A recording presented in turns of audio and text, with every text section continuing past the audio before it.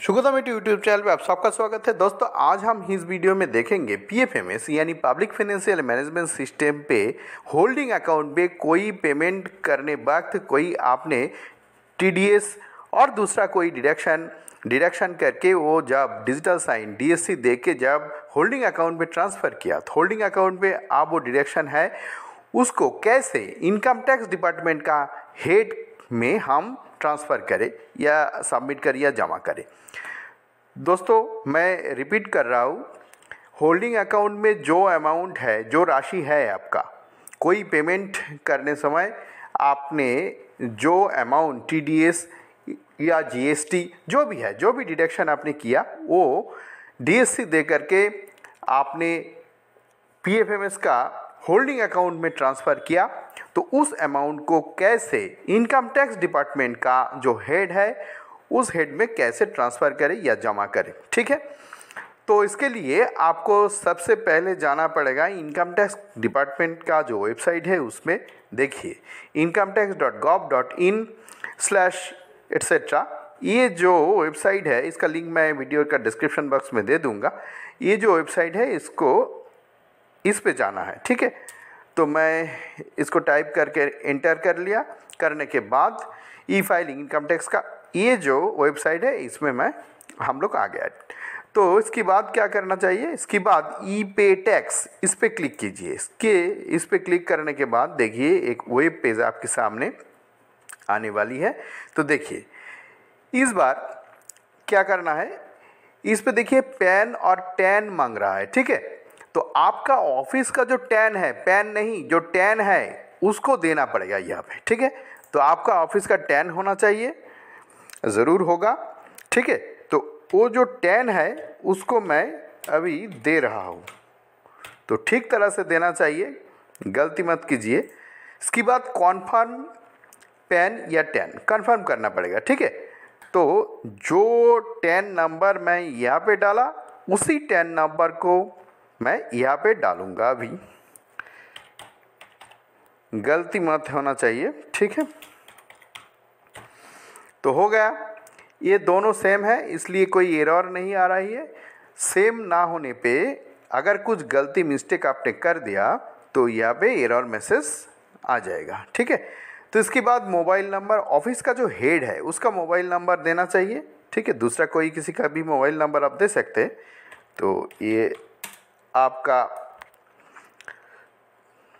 Matter.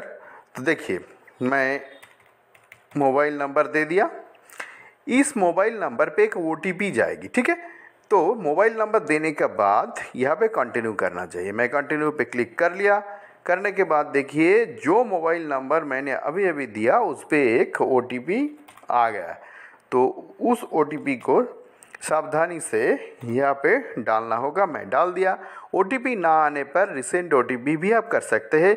OTP 15 minute के अंदर वो एक्सपायर हो जाएगी। ठीक है, ये बात भी आपको ध्यान में रखना चाहिए। इसके बाद कंटिन्यू पे मैं क्लिक कर रहा हूँ। कंटिन्यू पे क्लिक करने के बाद देखिए मैसेज क्या आ रही है, you have successfully verified through mobile OTP, click continue to make new payment.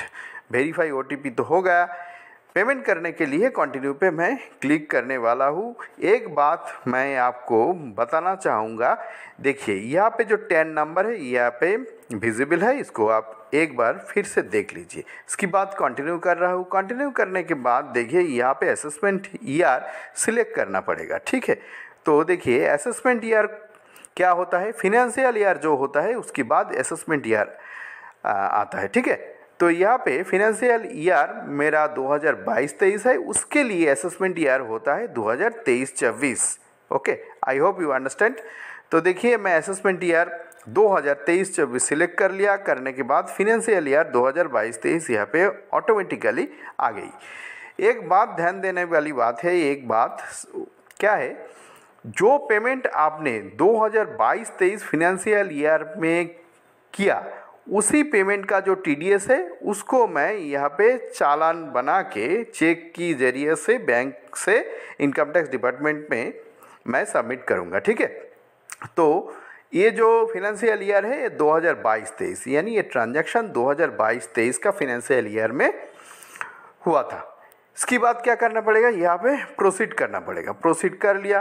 Proceed करने के बाद देखिए यहाँ पे जो डिस्क्रिप्शन है इसको ठीक तरह से सिलेक्ट करना चाहिए। वो जो डिस्क्रिप्शन है 194 वाला डिस्क्रिप्शन देखिए ये फॉरवर्ड करना चाहिए।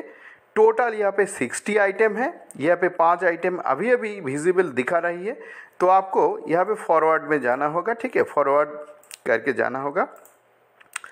तो देखिए ये वाला जो है सेक्शन 194 वाला जो सेक्शन है इसको मैं सिलेक्ट कर लिया। ठीक है, डिस्क्रिप्शन का जो चेक बॉक्स है वहाँ पे मैं क्लिक कर लिया। करने के बाद यहाँ पे कंटिन्यू कर रहा हूँ। कंटिन्यू करने के बाद अमाउंट आपको यहाँ पे भरना पड़ेगा। ठीक है, उसकी पहले देखिए tax applicable major head select करना पड़ेगा। देखिए पहला वाला जो है वो है कंपनी डिडक्टी और दूसरा वाला है अदर देन कंपनी डिडक्टी। तो गवर्नमेंट ऑफिस के लिए अदर देन कंपनी डिडक्टी जो है 0021 इसको सिलेक्ट करना चाहिए। मैं ऑलरेडी सिलेक्ट कर लिया।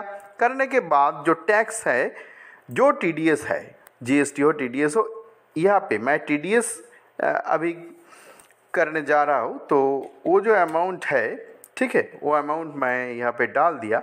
एक बात ध्यान देने वाली बात है वो है देखिए होल्डिंग अकाउंट में जितने भी राशि जमा हुआ है अभी, ठीक है, वो एक से अधिक बिल का भी राशि जमा हो सकता है।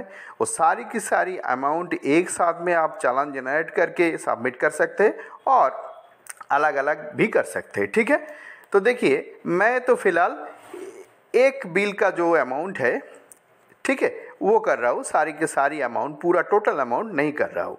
ठीक है, एक बिल का अगेंस्ट में टीडीएस मैंने डिडक्शन किया था, वो ये अमाउंट है। ठीक है, तो इसके बाद देखिए ये जो सर्चर से ये सब 00 होगी।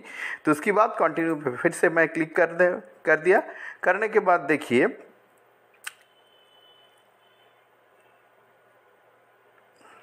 देखिए यहाँ पे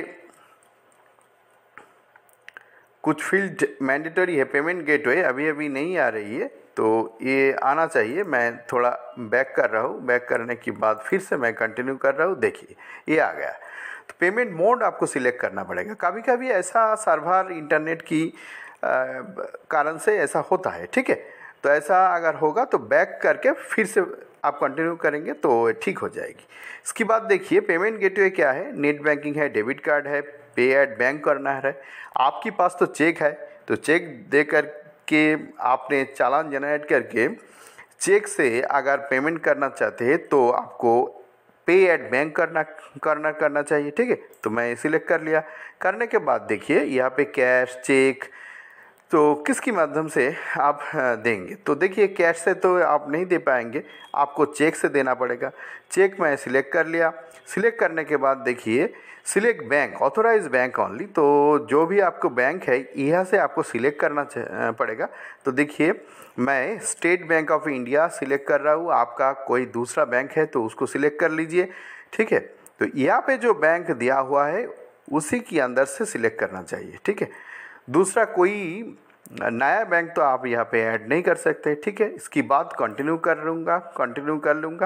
कंटिन्यू मैं कर लिया। करने के बाद यहाँ पे देखिए डिटेल्स आ गई। तो इस डिटेल्स में अगर कोई गलती है तो एडिट पे क्लिक कीजिए। क्लिक करने के बाद आप एडिट भी कर सकते हैं। ठीक है, तो फिलहाल अभी इसमें तो कोई गलती नहीं है तो मैं एडिट नहीं करने वाला।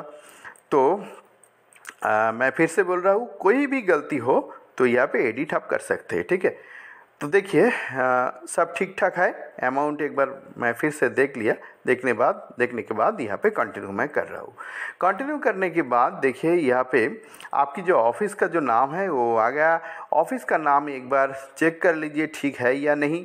ठीक है, अगर गलती है, कोई ऑफिस का नाम दिखा रहा है तो आपका जो 10 नंबर है वो कंसर्न आपका ऑफिस का आपने नहीं दिया, गलती से दूसरा कोई ऑफिस का दे दिया, तो ये ध्यान रखना पड़ेगा। ठीक है, तो 10 नंबर और ऑफिस ये ठीक ही है, सब कुछ ठीक है।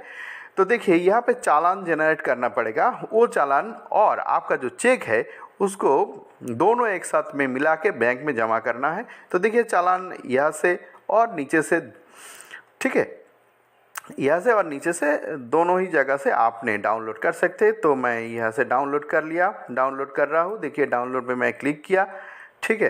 तो कभी कभी तो सर्वर नेटवर्क का प्रॉब्लम में देर हो जाती है। तो अभी देखिए चालान जनरेट हो गया। तो चालान में मैं क्लिक कर लिया, देखिए ये चालान जनरेट हो गया, ठीक है।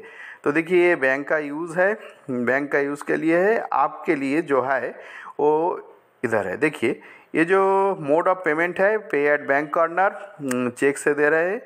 और बैंक नेम जो है, मैं तो स्टेट बैंक सिलेक्ट किया था। तो ब्रांच का जो नेम है, स्टेट बैंक तो ठीक है, ब्रांच का जो नेम है वो यहाँ पे लिखना पड़ेगा। चेक नंबर यहाँ पे, चेक का डेट यहाँ पे, और name of person making payment, जो पर्सन पेमेंट कर रहा है उसका नाम यहाँ पे देना पड़ेगा। इसके बाद यहाँ पे सिग्नेचर स्टैम्प ये देना पड़ेगा, ठीक है। तो आप समझ गए होंगे क्या करना पड़ेगा। तो इस चालान को आप प्रिंट कर लीजिए 1-2 कॉपी, और आपका जो चेक है वो चेक और चालान दोनों मिला के बैंक में आप सबमिट कर दीजिए, ठीक है। यहाँ पे एक बात मैं बताना चाहूँगा। देखिए चालान तो मैं आज की डेट में क्रिएट किया, तो ये वैलिड कितना दिन तक है ये भी आपको देखना पड़ेगा, ठीक है। जो वैलिड डेट है उसी के अंदर आपको देना पड़ेगा। उसके बाहर बियॉन्ड वैलिड डेट ये चालान जमा नहीं हो पाएगा, ठीक है। तो ऐसे करके हम TDS और दूसरा कोई भी डिडक्शन को होल्डिंग अकाउंट्स से इनकम टैक्स डिपार्टमेंट का जो हेड है, वो आपका जो ऑफिस का 10 नंबर है उसका अगेंस्ट में आप जमा कर सकते हैं। तो पूरा प्रोसेस आपको मैं बता दिया, ठीक है। तो वीडियो अच्छा लगा तो लाइक कर दीजिए, चैनल में नए हो तो प्लीज़ चैनल को सब्सक्राइब कर लीजिए। ऐसे ही नया वीडियो का नोटिफिकेशन सबसे पहले पाने के लिए फिर मिलेंगे अगले वीडियो में। God bless you all.